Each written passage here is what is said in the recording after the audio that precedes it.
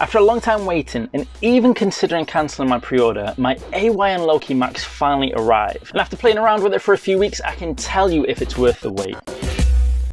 The AYN Loki announced back in 2022 when it sounded like an absolute beast of a handheld gaming PC. The AYN Loki lineup covers a range of devices, covering really cost-effective lower-end devices all the way up to the Loki Max, the most expensive and most powerful device. I couldn't resist the temptations of the Loki Max, and it is finally here. The Loki Max comes packed with a 12-core AMD Zen 3 Plus 6800U processor, an AMD RDNA 2 Radeon 680M GPU, 16GB of LPDDR5 RAM, 512GB of onboard M2 storage, and a 6-inch LCD IPS which is 1920 by 1080. Further details can be found on the site, but the key ingredient is that 6800U Zen 3 Plus AMD processor, making the Loki Max an absolute beast of a gaming handheld PC and going toe-to-toe with the likes of the Steam Deck and the ASUS ROG. Now, to get your hands on a Loki Max is going to cost you around about $775, which does make it more expensive than the likes of the ASUS ROG. But if you're able to get a pre-order discount, you can get discounts in the range of $75 to $125, depending on if you were an original Odin backer or not. When I pre-ordered mine, I was fortunate enough to get the $125 discount, which is what made me pull the trigger in the first place. Originally back in 2022, $775 was still a great price for the Loki Max, but if you're comparing it by modern standards, it's kind of pushing the limit now on how much you'd want to spend on a device like this. When you get the AYN Loki Max in your hands, it feels absolutely brilliant. It's got a real premium and solid feel to it, with a real weightiness. Obviously it's going to carry some weight to it, carrying all those heavy powered internals, but that weightiness really makes it feel like you've got something premium in your hands. Knowing that the AYN Loki Max was going to be smaller than some of its rivals like the ASUS ROG and the Steam Deck, I was worried that it was going to feel a bit cheaper, a bit more tacky, a little less premium. But it really doesn't feel that way. It feels just as quality as any of those other devices. The controls on the AYN Loki Max also feel just as good, and we'd come to expect this really because the AYN Odin had really nice controls to it. It was one of the shining features of that device, and the Loki Max does not skimp in these areas. It has really nice smooth analog feeling inputs from the sticks and the triggers, and all the buttons of it have a really nice feel to them, with the D-pad feeling slightly clickier than the actual buttons themselves. On the Loki Max you get 2 analog sticks, 4 standard face buttons as you come to expect from any controller, but it also has 4 extra face buttons as well. These buttons are used for bringing up things like the Windows menu, Loki settings, on-screen keyboard, etc.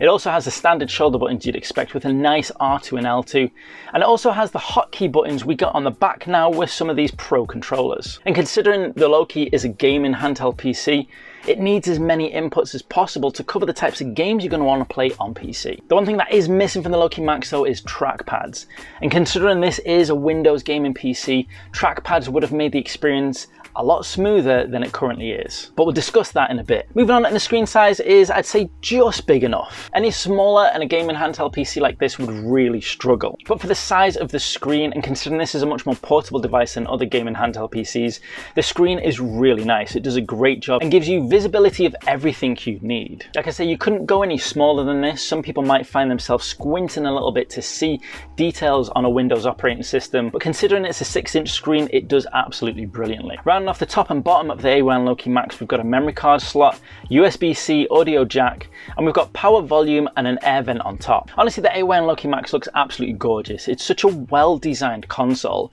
and I'm really pleased that AYN went for a different style to the Odin. The Odin style is really nice, but you want it to feel different. You want it to feel like a different console, maybe a little bit more premium, and I do feel like the AYN Loki Max gives you that with a bit more of a chunky, solid device. What's most important though is that this size of device works really well for portability, and that's something that really appeals to me about the AYN Loki Max. A lot of gaming handheld PCs aren't really portable. Yeah, you can sit down on your couch and play, and you can take them on your travels with you, but it's not really a pocketable portable device. It's not portable in the sense of being able to just pick one up and play it easily when you are on the go. Whereas the Loki Max, I feel, really does still sit in that area. It is the top limit of what you'd call portable and certainly pocketable, but it definitely still fits in that area, and it's nice to be able to have that kind of option on the go. As we've come to expect with AYN devices now as well, it comes with a really nice LED lighting, which gives it a really nice look.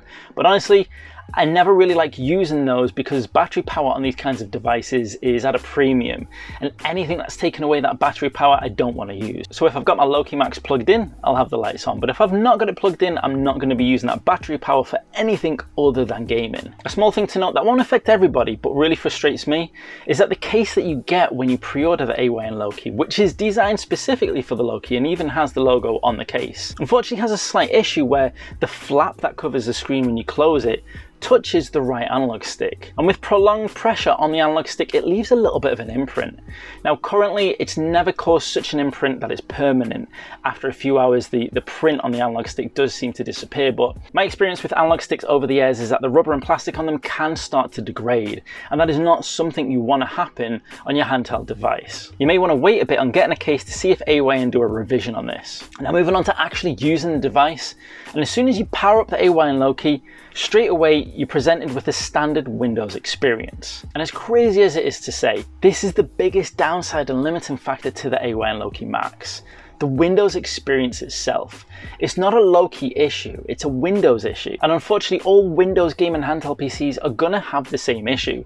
So if you're used to it, it's not an issue and you know what to expect. But if this is going to be your first Windows gaming handheld PC, it's something you need to strongly consider. Now don't get me wrong, it's not terrible, but in today's expectations of high standards for user interfaces, using Windows using gamepad controls only can be quite tricky. And this is where I think trackpads on the AYN Loki Max would have really come in handy.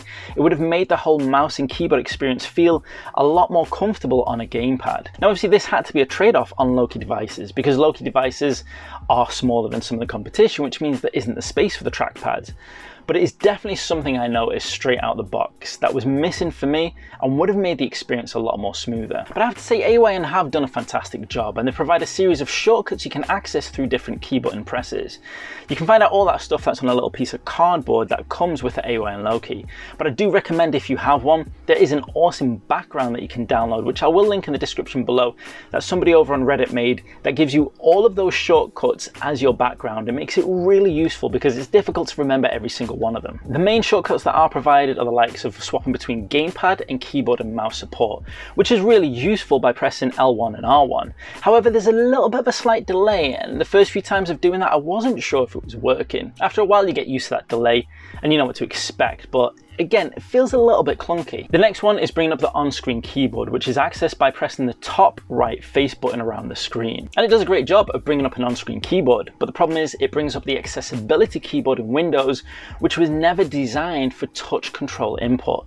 And it makes for a very finicky, difficult experience, an experience that sometimes just doesn't even work in certain games because it wasn't designed for that purpose. Now there are solutions and workarounds to problems, especially problems like the on-screen keyboard, which will change the Loki into a much more usable experience and actually doesn't have to make it an issue for the Loki. Those tips and tricks are in a different episode, which I will link up right here. And I thoroughly recommend checking out that video because there are some things in there which will completely transform your experience of the AYN Loki, and things that completely change this from a device that I was struggling with into something I absolutely love right now. Another issue which is solved in that video, but was an issue for me when I first started using the Loki, was that not all Windows games are designed with gamepad support. And if you try to load up one of those games, the Loki is really going to struggle. And although you might be able to provide mouse controls, the buttons aren't mapped to the correct buttons you would need on a keyboard. It makes for a very difficult and actually impossible to play experience. Once again, like I said, those issues are solved in that other episode, but these are the types of issues you face straight away as soon as you use your Loki,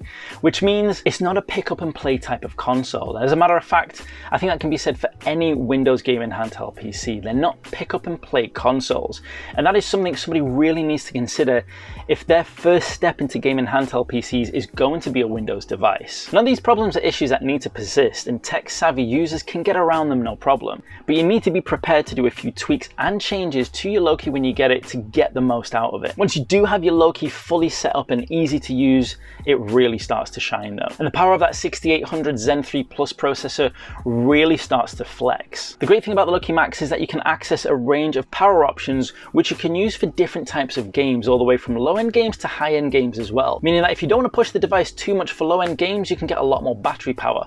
But if you want to play some higher-end games like Destiny 2, God of War, Witcher 3, you can crank it up to those higher power settings and get the most out of those games. The Loki Max is massively capable, and playing games like Destiny 2 and Overwatch 2 on this device are an absolute pleasure. And this is what I love about the Loki Max. It enables me to play games that I haven't touched for a long time. I've got a gaming PC, but I don't always get the time to sit down and use it. But being able to pick up a handheld that can deal with these games no problem is an absolute pleasure. And although the AYN Loki Max shares common issues of being a Windows gaming handheld PC, what I love about it being Windows based is that I can play some early access alpha games that I haven't been able to play on any other device other than my actual gaming PC. Games like Sandbox and Big Times are games I really enjoy and like to support, but the only time I've been able to play them up until recently is sat at my desk, which I don't get a lot of time because I'm usually working when I'm on it. But being able to play those games on a handheld console in my downtime really makes a difference. As for emulation on the AYN Loki Max, we're not going to cover it in this episode because I've not yet tested it out fully,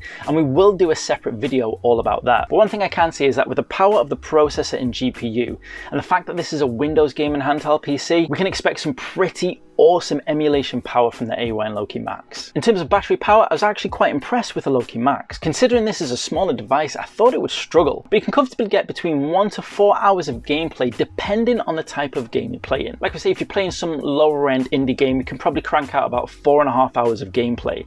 If you're playing something more high end like Destiny 2 or Witcher 3, you'll probably struggle to get more than an hour. But in all fairness, this is pretty much the standard when it comes to Windows gaming handheld PCs, and battery power is still something of an issue when it comes to juicing such a high powered system. I think for the time being we just have to accept that gaming handheld PCs for the most part are gonna need to be plugged in if we're playing high-end AAA games. Overall, the AYN Loki Max is an absolutely awesome system. It does have some issues that just simply can't be avoided because it's Windows, but those issues can be overcome. There are some issues, however, that I think could have been avoided, maybe with slightly better design options from AYN. For me, the biggest issue being that there are no trackpads. It would have completely transform the experience from out the box. But overall, the AYN Loki is an absolutely fantastic device, and it comes in at a really good price. The price is no longer as appealing as it was back in 2022, and there's certainly a lot of competition you need to consider. But I definitely think anybody who's pre-ordered the AYN Loki like I did will be happy with the device. New buyers, however, may want to think twice and may want to wait a little bit. There are still issues with AYN as a company. They're still so new, and as we saw with the Odin,